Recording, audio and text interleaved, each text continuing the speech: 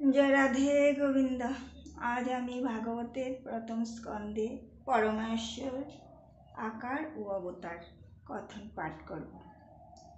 অখণ্ড মঙ্গলাকারণ ব্যক্তং যেন চরাচরং তৎপদং দর্শিতং যেন তস্मै শ্রী গুরুবে নমঃ।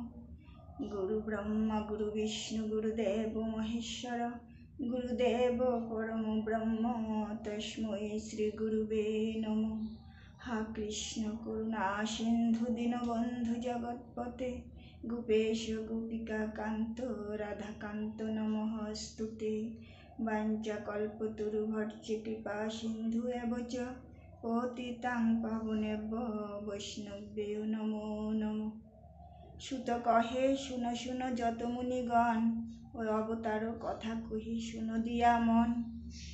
ইচ্ছা করি ভগবান সৃজিলে ভুবন, আপনি পুরুষ রূপ করেন ধারণ।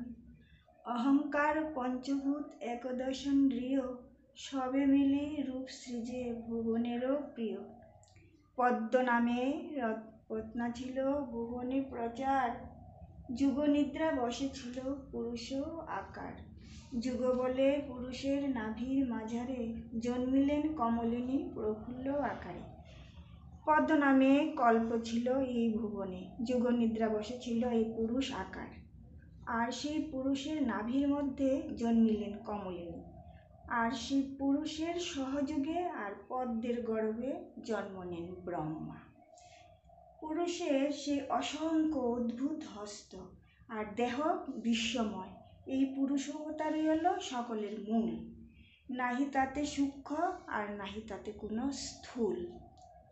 আর যত অবতার সব কিছুই উদ্ভূত হইয়াছে, তা সব লীলা শেষে সবে এসে উহাতেই সংযুক্ত হয়। সেই বিশ্বনাথ শেষে ভুবন কারণে প্রথমে অবতার হয়েন ব্রাহ্মণ রূপে, দ্বিতীয় শুকর রূপ সর্বলোকে কয়, বাড়ি হতে পৃথিবীকে তুলেন নিশ্চয়। আর তৃতীয় অবতারে নারদ নামে তিনি অবতার হন ভুবনে বৈষ্ণবতন্ত্র প্রচার করার জন্য। নারায়ণ নাম ধরি চারি অবতারে, কূর্ম ভার্যা গর্ভে জন্ম সংযমী আকারে। পঞ্চমতে সিদ্ধেশ্বর কপিলের নামে সাংখ্য তত্ত্ব প্রচারেন এই ভবধামে। কপিল নামে তিনি দেবাহুতির গর্ভে জন্ম নিয়ে তিনি সাংখ্যতত্ত্ব প্রচার করেছিলেন, আর মা দেবাহুতিকে জ্ঞানতত্ত্ব সম্বন্ধে উপদেশ দিয়েছিলেন। দত্তাত্রেয় নাম লন ষষ্ঠ অবতারে, অত্রিরও প্রার্থনা বলে পুত্রেরও আকারে।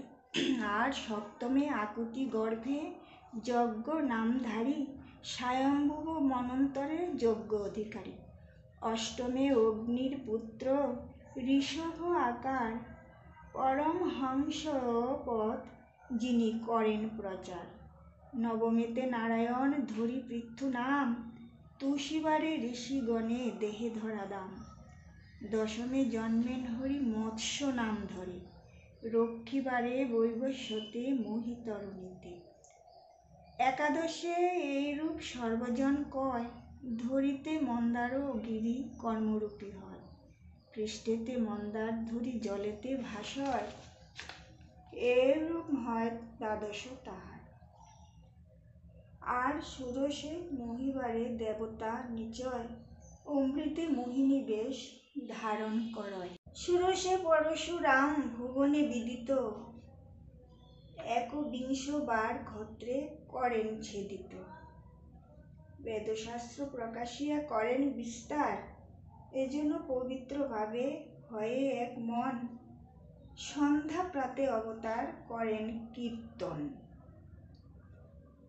সাগরে বাঁধেন সেতু অতীব অদ্ভুত। অষ্টাদশে রামচন্দ্র দশরথ সুর, ধরিলেন নারায়ণ 19 আকার। সত্য ত্রেতা দাপরেতে করিতে উদ্ধার।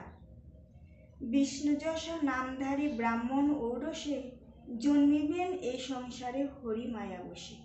এতএব শুনে সবে হয়ে এক মন, একমাত্র বিভু হতে সকল জনম।